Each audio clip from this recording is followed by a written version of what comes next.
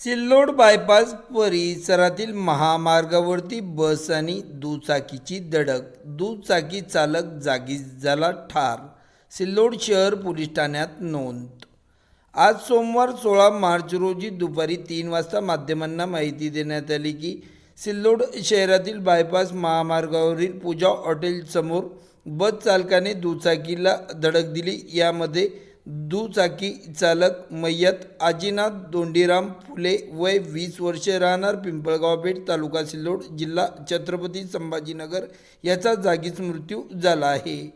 सदरील अपघातानंतर या ठिकाणी मोठ्या प्रमाणात वाहनाला अडथळा निर्माण झाला होता. सदरील घटनेची माहिती सिल्लोड शहर पोलिसांना मिळताच पोलिसांनी घटनास्थळी येऊन सदरील घटनेचा पंचनामा करून सदरील मृतदेह उत्तरणी तपासणीसाठी सिल्लोड येथील उपजिल्हा रुग्णालयामध्ये दाखल करण्यात आला आहे. सदरील घटनेची नोंद ही सिल्लोड शहर पोलिसांनी घेतली आहे. या घटनेमध्ये मयत झालेला तरुण हा महाविद्यालयामध्ये परीक्षा फॉर्म भरण्यासाठी जात असल्याची प्राथमिक माहिती स्थानिक नागरिकांनी दिली आहे. सदरील अपघातामध्ये पिंपळगाव पेठ येथील आजीनाथ धोंडीराम फुले या तरुणाचा मृत्यू झाला आहे अशी माहिती आज रोजी देण्यात आली आहे.